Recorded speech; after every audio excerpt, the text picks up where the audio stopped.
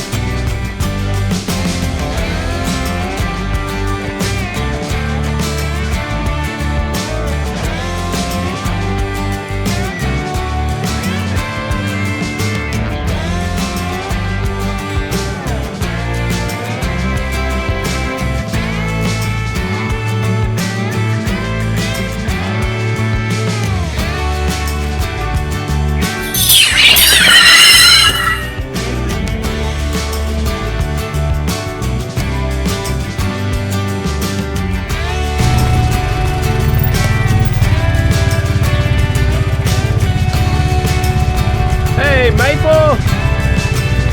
Hey, girl! Hey, how you doing? How you doing? How you doing?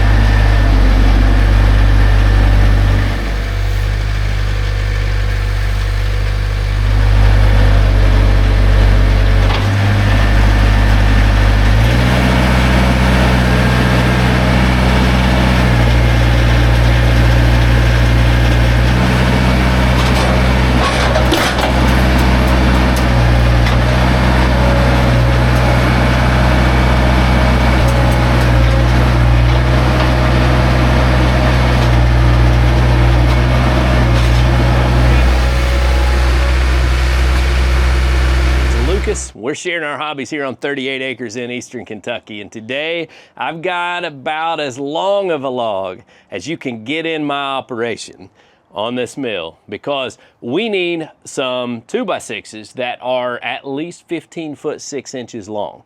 And I've got a log here that's about 16 foot 3 or 4, and I had to get, kind of come in at an angle to get it through my doorway here. And we're gonna get this thing milled up. This is a nice poplar log that we got when we were making our road up the hill. They had to take this tree out. So we saved these logs. They're gonna come in very handy. I need about a dozen 15.5 foot 2x6s. I just realized when I got my microphone out and got ready to stick it on my hat that I'm half naked up here. Got my bald head hanging out. Hey, what's going on there? Nothing. Y'all know Caden. Caden and Maple are up here too. Caden's been climbing around on the building, and Maple, well, she's always chasing something.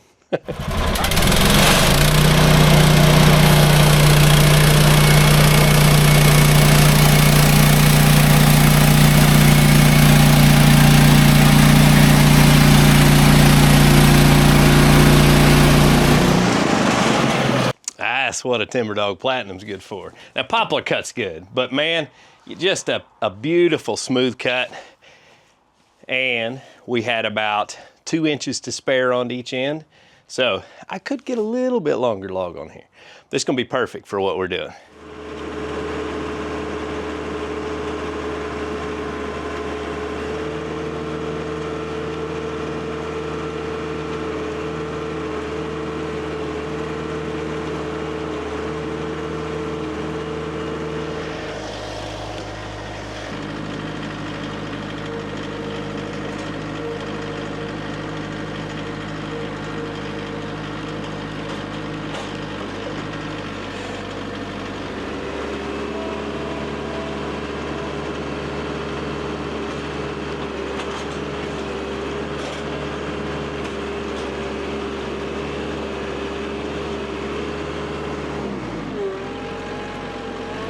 think probably I made flipping that log a little bit harder than it needed to be. I'm still trying to learn. See, the thing is with this heavy grapple and a log that is near max capacity, I have to crank the RPMs up in order to be able to lift it without using the curl function, which is what I was trying to do, so that like I could lift it and then curl the bucket down to turn the log, which works well. But what I have to remember to do is when I let go of the log, turn the RPMs back down so that the movements slow down, because I don't want to knock my roof down on my building.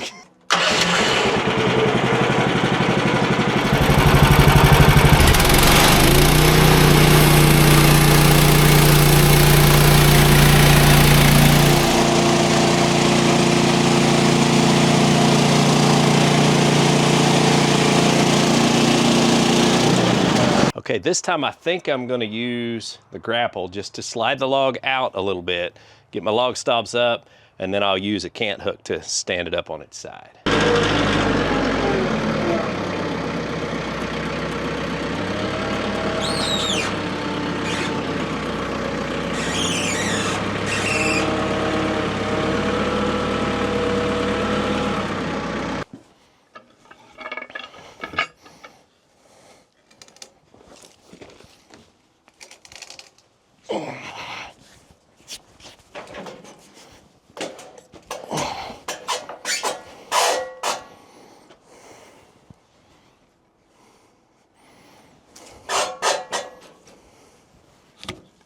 Yeah, buddy. That's what I'm talking about. Now, let's get a clamp on this dog.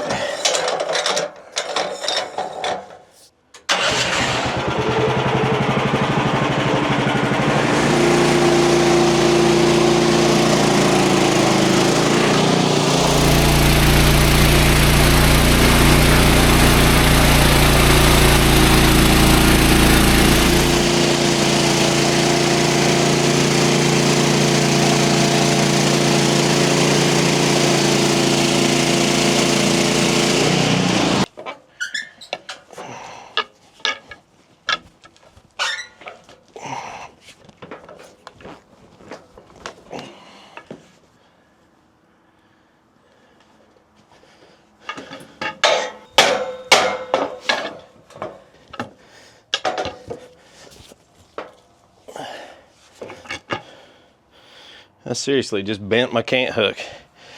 All right, we're gonna use the tractor. Seriously, I bent it.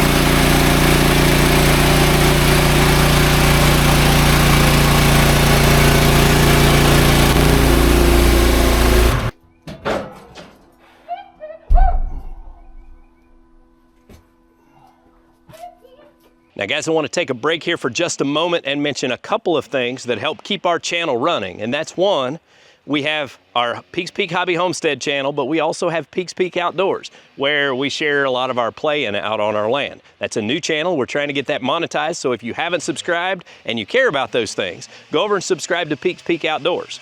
The next thing is we have a website.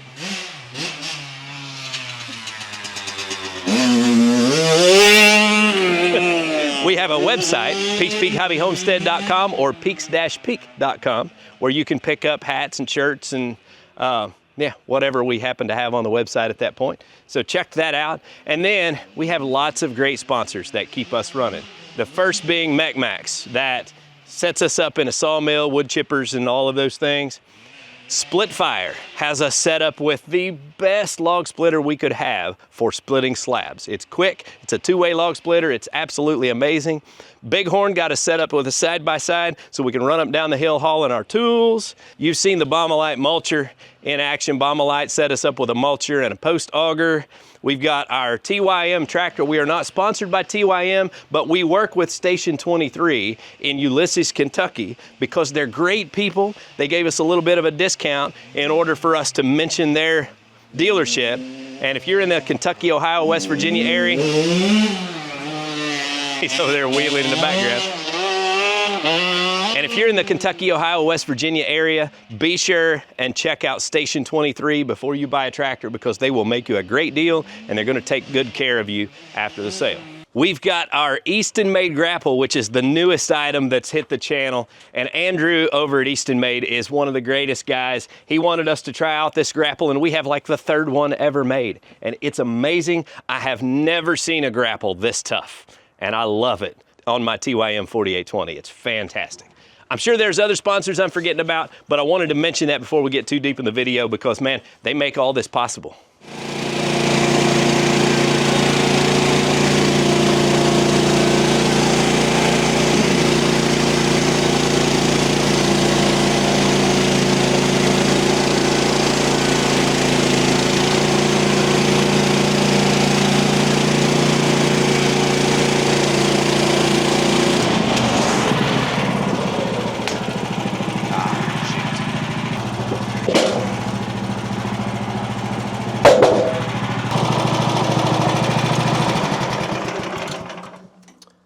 So it's a good thing I got a bunch of spares of these, because that's they're plastic, and I made a boo-boo because I got rambunctious and slid this off the side here before I moved this out of the way. I hit that plastic fitting and busted it off of there. I've done it once before. I've got a whole packet of them, so I guess I'll have to change that out later. But honestly, this log is wet enough. I don't really even need to be running any coolant. It's cutting just fine without it. It's not getting too hot. So I think I'm going to, yeah, I think I'm just gonna cut the rest of this log without it.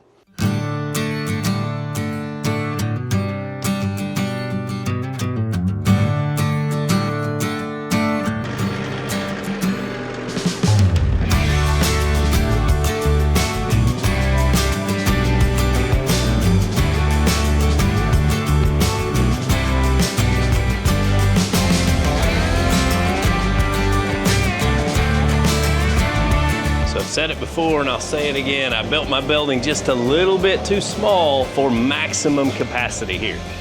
I can do it, but it takes a little bit of extra maneuvering, because I was trying to mill my openings to where I could actually mill my own headers to stretch the whole length, which meant they had to be smaller than 16 foot. Well, logic would tell you that if I'm going to mill them myself in one piece, well then I'm going to be milling boards that are bigger than the opening that I'm using. I might have been better off to just buy some a little bit wider so that I didn't have such a tight opening, but it is what it is.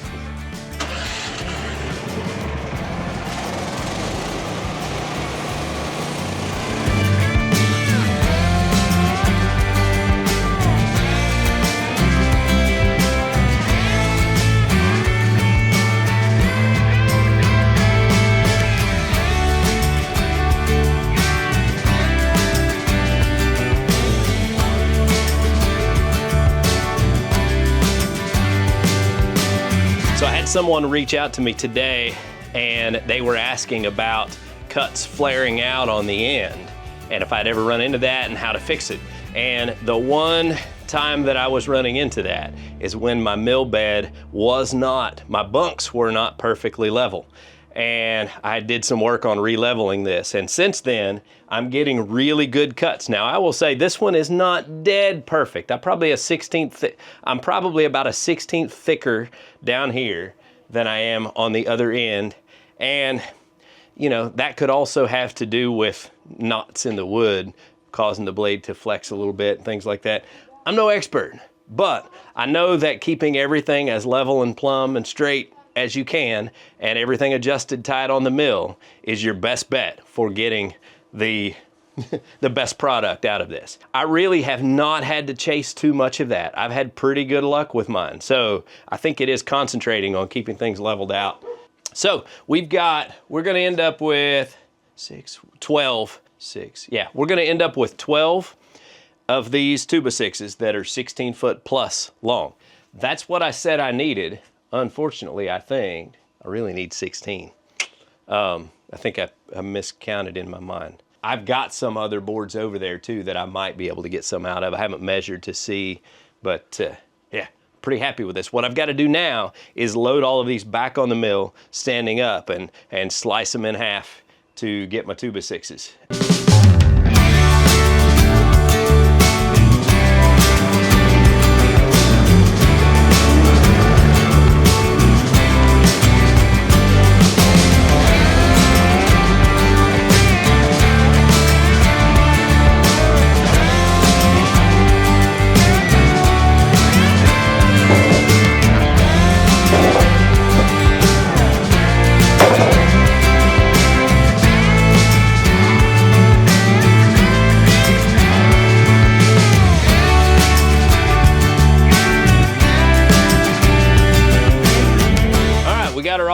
In. We are splitting 5.5 inches down the middle. That's as big as I can get out of this. One last cut and we're gonna have us 12, 16 foot 2x6s in less than an hour.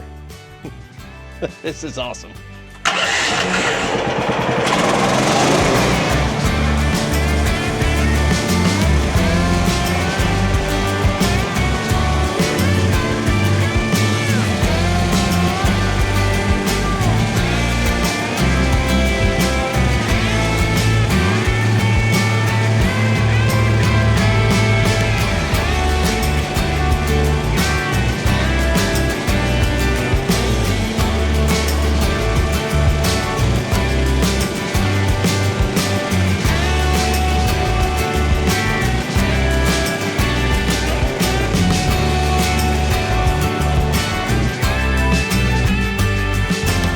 Well, that was a good time because obviously we're milling for a need, and they're gonna go straight on that equipment shed probably as soon as tomorrow night. I have people ask me a lot, can you build with green lumber? And you can. It kind of depends on what you're building and how tight your tolerances are, because this is obviously wet poplar, so it's going to shrink. And if you are trying to build things tight without gaps and things like that, then it would matter more that you get kiln dried lumber. If you're building a house and it's got to be inspected and insured and all of those things, well then if it's not graded, then it's not legal to build with in those environments anyway. So you run into that issue. But for an equipment shed to park my tractor in my wood yard, absolutely.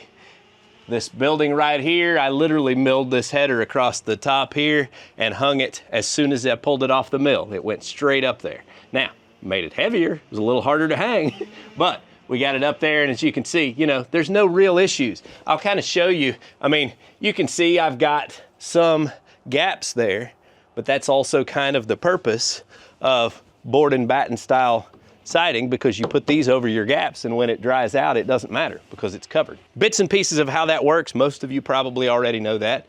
This is what we've got. Now, these are not perfect 2x6s. They're bowed a little bit because I didn't cut around the pith. I got as many as I could get out of this because with the way I'm building this, it's gonna work out just fine. These are basically to support some siding and all that, and it won't be an issue. I've got a friend coming over to pick up my old Troy-Bilt log splitter because I don't need it anymore, and they just bought some property and they're cutting wood and having a good time working with their boys out on the land. So that's what I'm all about. I love it. I just love it. This is what I've always wanted for my kids, is a place to be able to get out and do this. And now for my grandkids, so they can get out and do this. Guys, listen, hope you enjoyed today's video, getting to see us do a little bit more milling on the MechMaxx SM-32. Until next time, be sure and get outside and enjoy God's creation, because it's beautiful out here. And y'all have a good day.